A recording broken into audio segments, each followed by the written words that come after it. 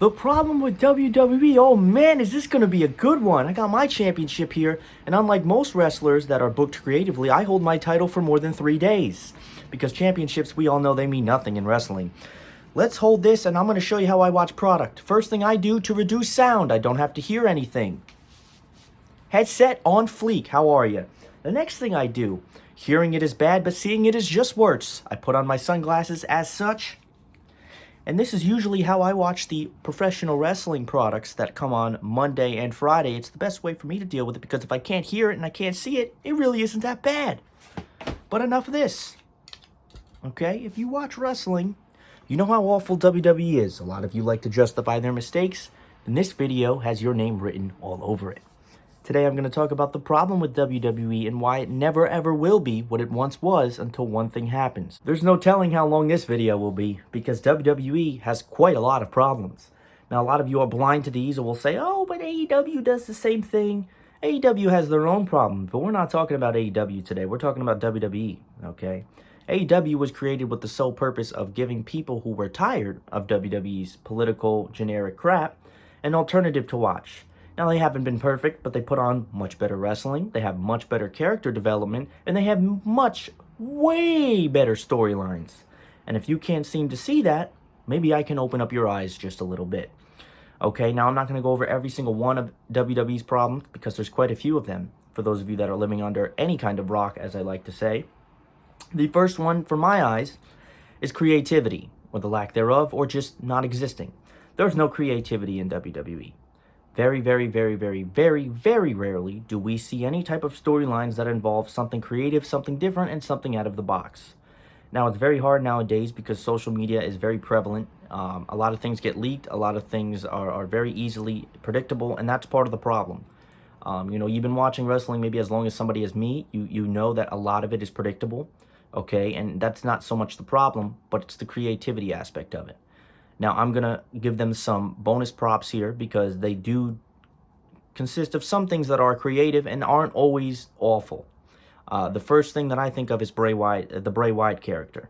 But they also didn't ruin his character, but they made a huge mistake. And we knew that that was coming.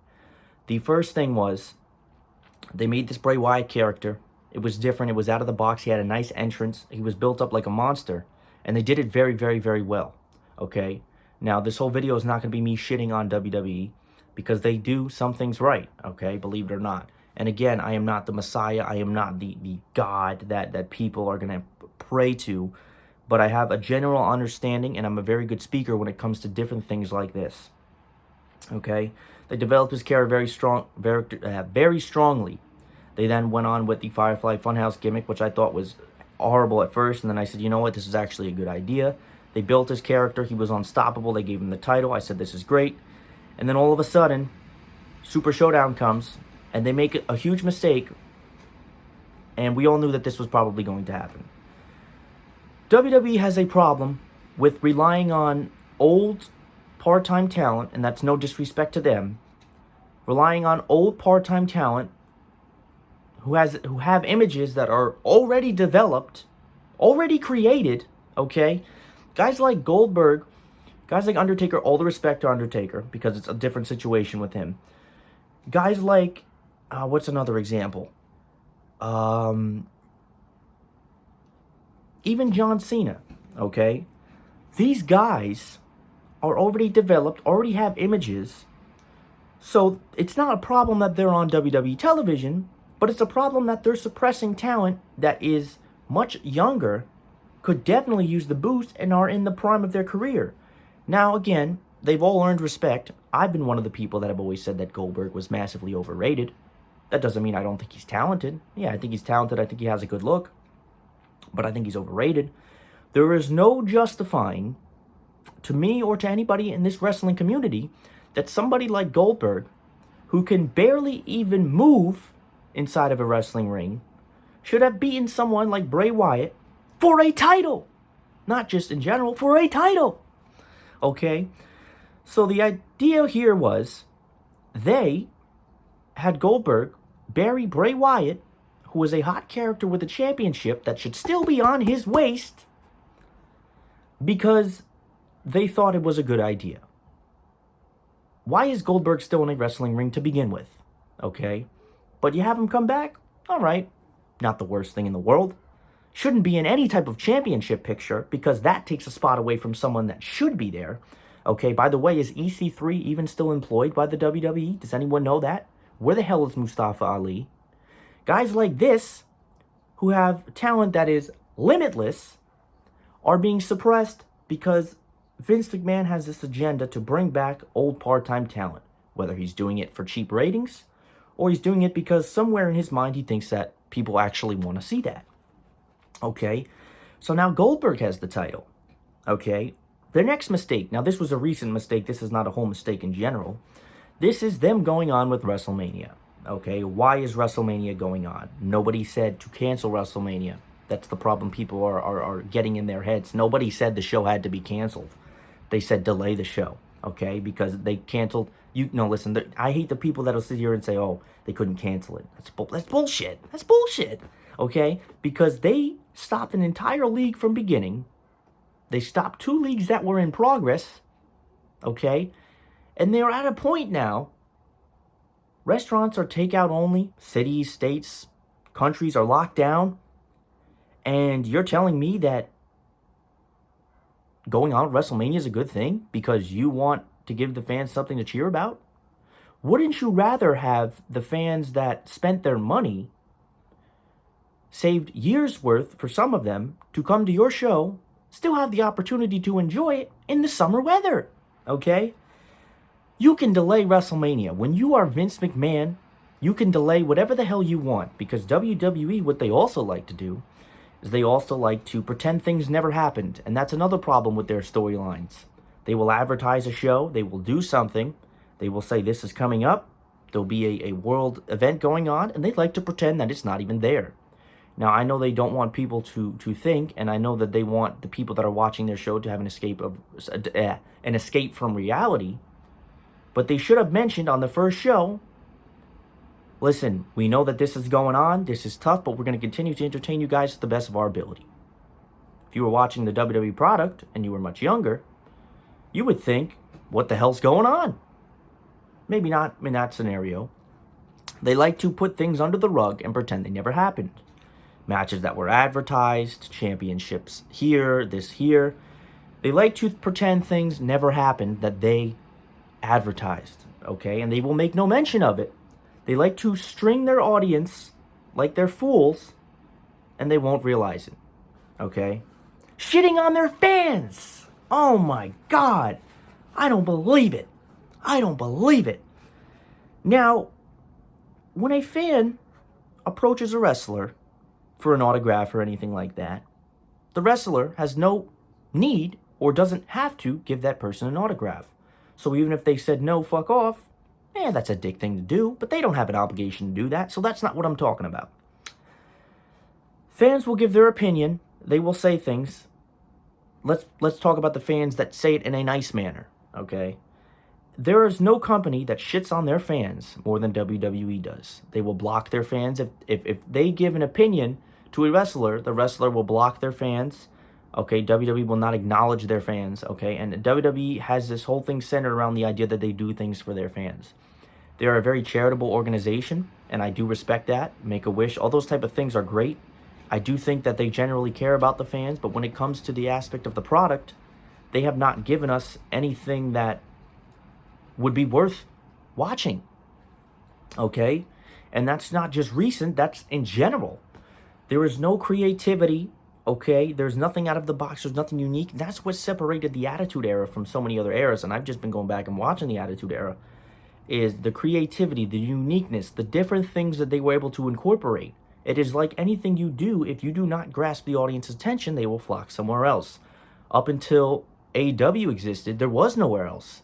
TNA doesn't count. It's garage wrestling. Okay, yeah, there was Ring of Honor in New Japan, but those weren't broadcasted weekly, and those weren't on the stage that WWE was. It wasn't on basic cable television. So it was hard for a lot of people to generate and reach that.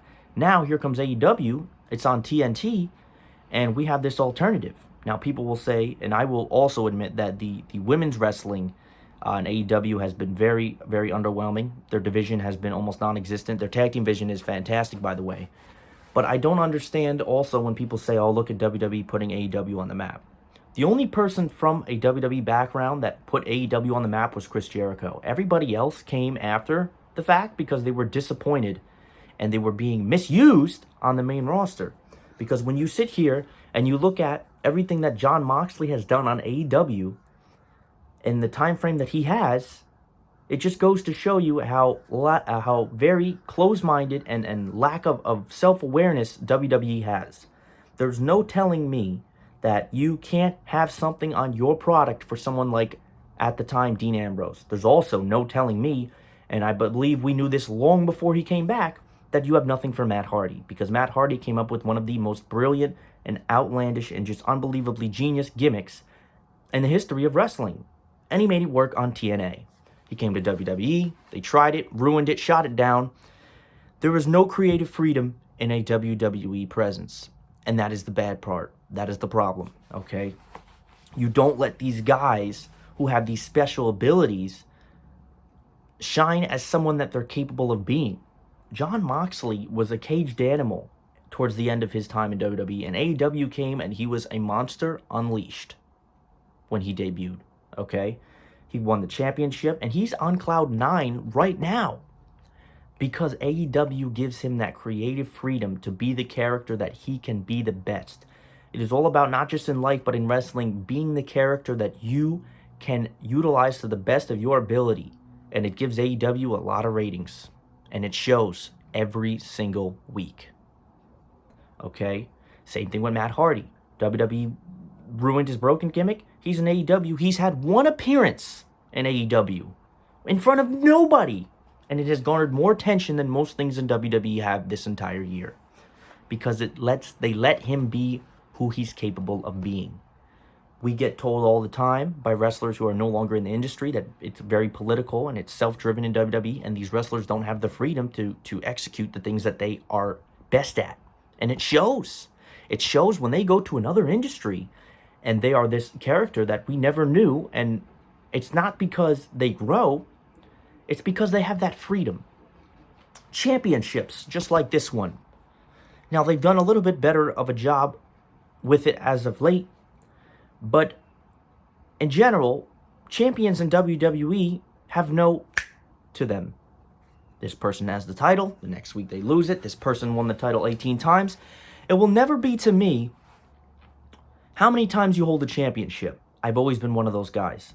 I don't care if you're a 15-time world champion. Now, John Cena is a little bit different because it's John damn Cena. If you have a title 18 times, but your average length of holding it is only 2 weeks, that just shows me that you weren't a very good champion. Because if you can't hold the title for an extended period of time, does that really make you a good champion? I don't think so. I don't think so. You have wrestlers that have had 7, 8, 9, 10, 11, 12 title reigns. They've done nothing with them. They're title reigns that don't reign.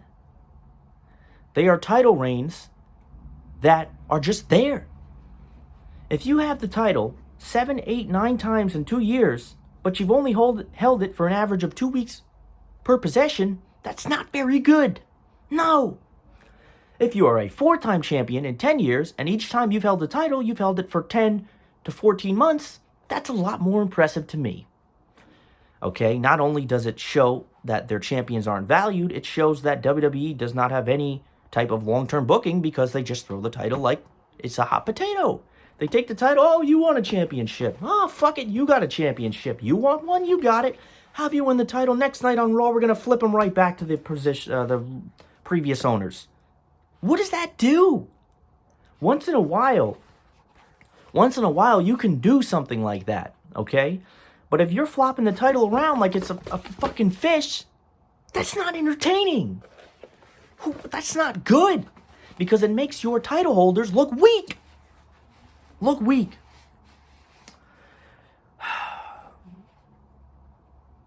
Long-term viewership.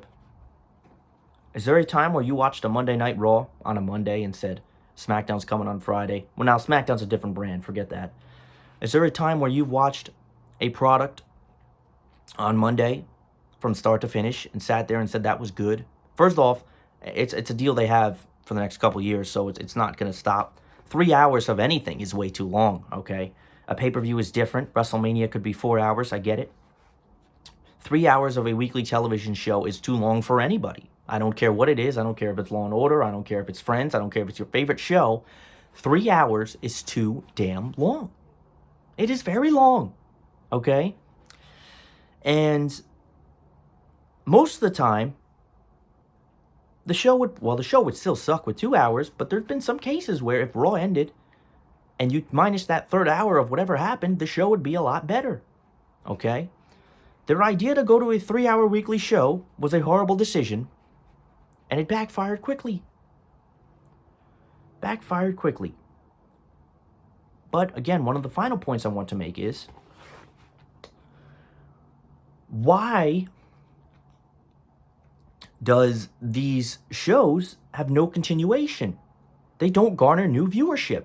If you're scrolling across and you watch Monday Night Raw nowadays, and you see how the show ends, you are not going to be one of those people that say, wow, this is interesting. What's going to happen next week? They do not garner new viewership. What they do is they capitalize on their viewers that are below 10 years old and don't know any better. And the second those grow up, the trend repeats itself. So they're not garnering new fans and just exploding, okay? It's not about corniness. It's not about jokes, because the Attitude Era was full of all of that. But you need to balance out everything that you have within your company. You have to stop holding down wrestlers. You have to stop making stupid booking decisions that don't make sense. These are not hard things to do. Triple H lays out the blueprint every single Wednesday night, and he's got 1 hour a week to do it.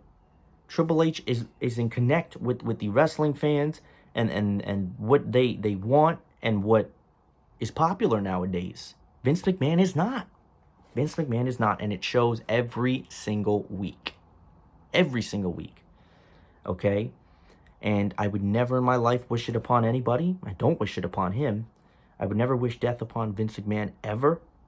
But honestly, when he passes, God forbid, bless his soul, when Triple H takes over, this company will be in a much better place. And that is not news. That's just me stating the obvious. Okay? They don't develop characters. You're not invested in any particular character because they don't do anything. Daniel Bryan was a character a lot of people were invested in. People were invested in CM Punk because they related to it. CM Punk called WWE out on their problems. And the fans that knew about him gravitated towards him because of what he did. John Cena, certain Undertaker, those characters are not... Now, again, Undertaker's a once-in-a-lifetime character, but there's no more character development anymore, and that's part of the problem. There's no creativity, there's no character development, there's no storylines that make sense, and this is a weekly trend, and so many people are blind to these problems, and that's something I wanted to mention. Now, knowing my luck, WWE will probably put on a very out-of-the-box and creative WrestleMania this weekend, Saturday and Sunday as well, but I just wanted to put this out here as just some of the things that frustrate us all consistently. I do appreciate everybody for watching. Tomorrow is the big one. It is the WrestleMania preview and predictions. Yours truly. I got a really funny intro for that one. I remind everybody that if you're still watching to subscribe, I would greatly appreciate it.